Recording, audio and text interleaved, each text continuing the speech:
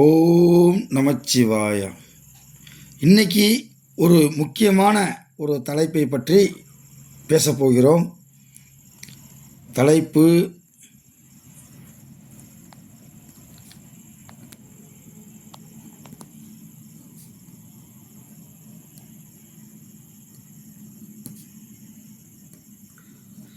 வக்கிரம் பெற்ற கிரகத்தை எப்படி பார்க்க வேண்டும்?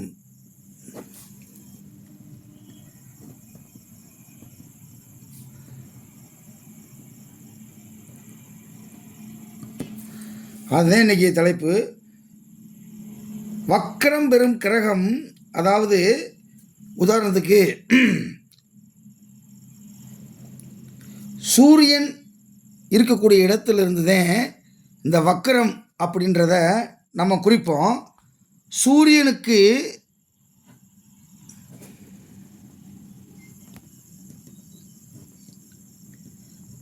ரெண்டில் ஒரு கிரகம் இருக்கிறது என்றால் அந்த கிரகத்திற்கு பேர் சீக்கிரகதி அப்படின்னு பேர். நம்மளுக்கு வக்கரகதி தெரியும். சூரியனுக்கு 2ஆம் இடத்துல சூரியன் எங்கே இருக்கிறதோ அந்த இடத்துலேருந்து 2ஆம் இடத்துல ஒரு கிரகம் இருக்குன்னா அதுக்கு பேர் சீக்கிரகதி அப்படின்னு பேருங்க. அதுக்கடுத்து 3ஆம் இடத்துல ஒரு கிரகம் இருக்குது அப்படின்னா அதுக்கு பேர் 3இல், சூரியனுக்கு 3இல் ஒரு கிரகம் இருக்குன்னா அதுக்கு பேர் சமகதி. 4ஆம் இடத்துல ஒரு கிரகம் இருக்குது அப்படின்னா அதுக்கு பேர் மந்தகதி.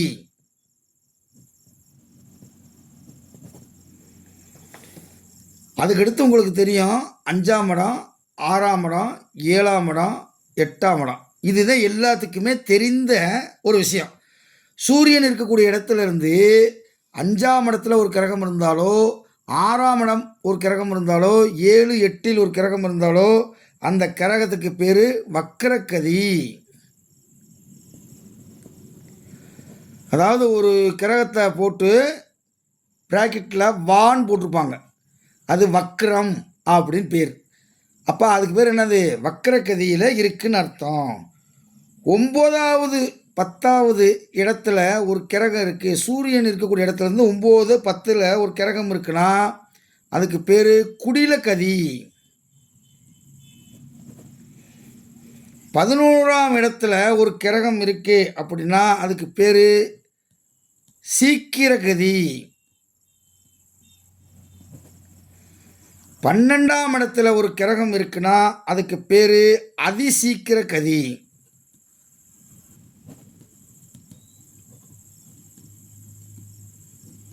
சரி, இப்போ வாங்க. அதாவது வக்கரம் பெற்ற கிரகம் என்ன செய்யும் அப்படின்னா, முதல் பாயிண்ட், ஒரு கிரகம் வக்கரம் பெற்றால் பார்க்கக்கூடிய இடத்தில் மிகப்பெரிய டேமேஜ் உண்டாக்கும், பழுது உண்டாக்கும். இப்போ உதாரணத்துக்கு இப்போ சனி இங்கே இருக்குது, ஓகேவா? ஆட்சி வீட்டில் இருக்குது, ஆனால் வக்கரமாக இருக்குது. உதாரணத்துக்கு சொல்கிறேன். அப்படி இருந்துச்சு அப்படின்னா சனி பார்க்கக்கூடிய 1, 3, 7, 10 இந்த இடத்தை மிகவும் டேமேஜ் ஆக்கும். அதுதான் இது. அப்படி இப்போ சூரியனுக்கு எத்தனை இடத்துல இருக்குன்னு பாருங்கள். அப்படி இருக்கும்போது இந்த எந்த ஒரு கிரகமும் வக்கரம் பெற்றால் பார்வை மிக கொடுமையானது என்று மகாகவி காளிதாசர் உத்தரகாலாமிர்தம் என்ற ஒரு புத்தகத்தில் இதை குறிப்பிடுகிறார். சாதாரணமாக இருக்கக்கூடிய வக்கரம் பெறாத ஒரு சனியினுடைய பார்வைக்கும் வக்கிரம் பெற்ற ஒரு சனியினுடைய பார்வைக்கும் ரொம்ப வித்தியாசம் உண்டு.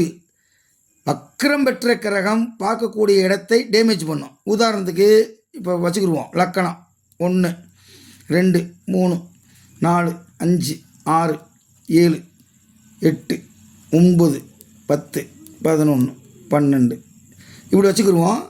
இப்படி வைக்கும்போது 9ஆம் இடத்துல இருக்கக்கூடிய சனியை நம்ம ஒரு எடுத்துக்காட்டுக்கு எடுத்துக்கிடுவோம். இந்த 9ஆம் இடத்துல இருக்கக்கூடிய சனி இங்கிருந்து 11ஆம் இடத்தை பார்க்கும் 3வது பார்வையாக. அடுத்து 7வது பார்வை 3, 4, 5, 6, 7.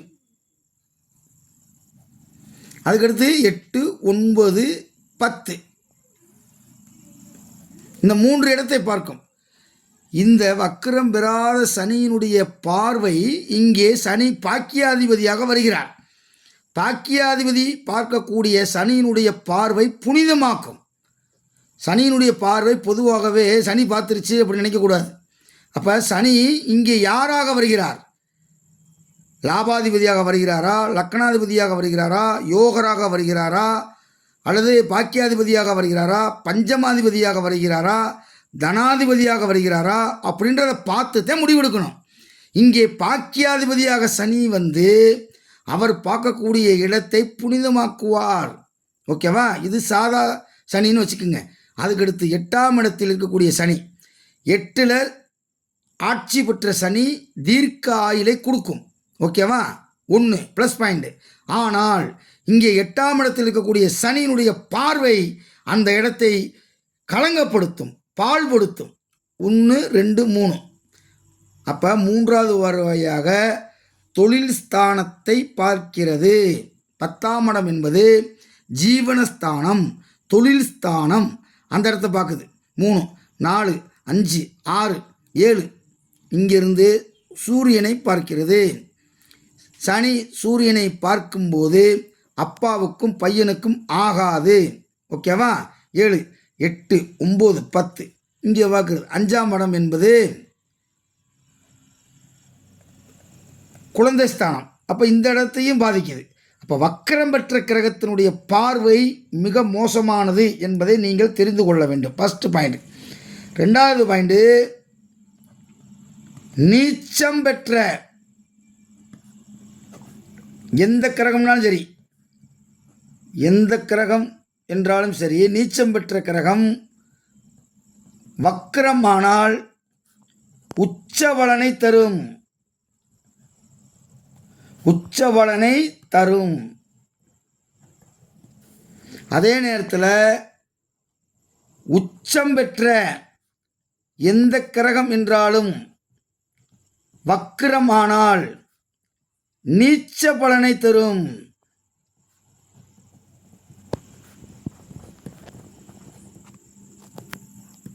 ஓகேவா? இதை நீ தெரிஞ்சுக்கிருந்தோம். அதுக்கடுத்து 4வது பாயிண்ட், பாவக்கிரகங்கள், அதாவது சனி செவ்வாய் பாவக்கிரகங்கள் வக்கரம் பெற்றால் அதனுடைய தசாபுத்தி காலங்களில் நன்மையை தருவார்கள். நன்மையை தருவார்கள். எக்ஸப்டட் சனி 3, 6, 10, 11 இருந்தால் மிக நல்லது.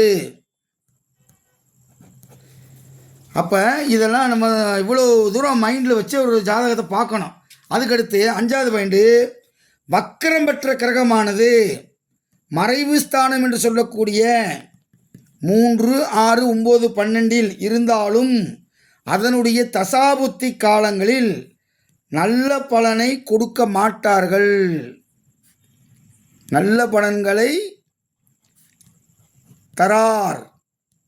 தரமாட்டார்கள் அப்படின்னு வச்சுக்கோங்க. ஆனால் 6ஆம் இடத்தில் வக்கரம் பெற்ற சனி இருந்தால் எக்ஸப்ஷன், விதிவிலக்கு. அப்போ நல்ல பலனை தருவாருன்னு அர்த்தம். சனி இருந்தால் நல்ல பலனை தருவார். ரைட்டு. அதுக்கடுத்து 6வது கருத்து, ஆட்சி பெற்ற கிரகம் வக்கரம் பெறுமானால் ஆட்சி பலன் அதிகம் பெற்று நன்மையான பலனை தரும். ஏற்கனவே அந்த கிரகம் ஒரு கிரகம் வந்து ஆட்சி பெற்று அமர்ந்திருக்கு, அந்த கிரகம் வக்கரமாக இருக்கு அப்படின்னா மிக நல்ல பலனை தரும்.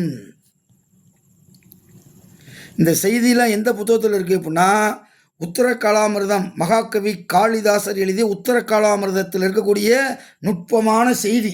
இதை தெரிஞ்சு வச்சுக்கிடணும். அதுக்கடுத்து 7வது கருத்து, ஜாதகப்படி வக்கரம் பெற்ற கிரகமும் கோச்சாரத்திலும் வக்கரம் பெறும் பொழுது அது எந்த பாவகத்தில் அமைகிறதோ அதற்கேற்ற உயர் பலனை கொடுக்கும். 6, 8, 12 இருந்தாலும் கெடுபலனை பலனை கொடுக்காது. இது தெரிஞ்சுக்கிறணும். ரைட்டு. அதுக்கடுத்து 8வது பாயிண்ட், 2 அல்லது அதற்கு மேற்பட்ட கிரகங்கள் ஒருவருடைய ஜாதகத்தில் வக்கிரம் பெற்றால், ஒருத்தருடைய ஜாதகத்தில் 2 கிரகம் 3 கிரகம் 4 கிரகம் வக்கிரம் பெற்றால் அவர்களுக்கு இளமையில் நன்மை கிடைக்காது, தீமை தான் கிடைக்கும். பிற்காலத்தில் தான் அவருக்கு நல்ல வாழ்க்கை அமையும். பிற்காலத்தில் கொஞ்ச நாளைக்கு அவர் இருக்கக்கூடிய காலங்களில் நல்ல வாழ்க்கை அமையும்.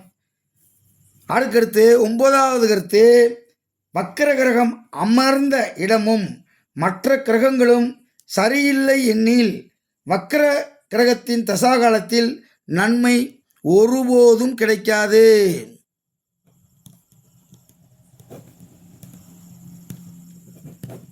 ஓகேவா? இதுதான் ஒரு வக்கரம் பெற்ற கிரகத்தை அசால்ட்டாக நீங்கள் பார்த்துடக்கூடாது. ஒரு கிரகம் வக்கரம் பெற்றிருக்கு அப்படின்னா இப்போ நான் சொன்ன பலன்களை எல்லாம் மனதில் வைத்து ஆழமாக நீங்கள் பார்க்க வேண்டும். அப்படி பார்த்தாதான் அதிலிருந்து நல்ல பலனை எடுக்க முடியும் என்பதை நீங்கள் தெரிந்து கொள்ள வேண்டும்.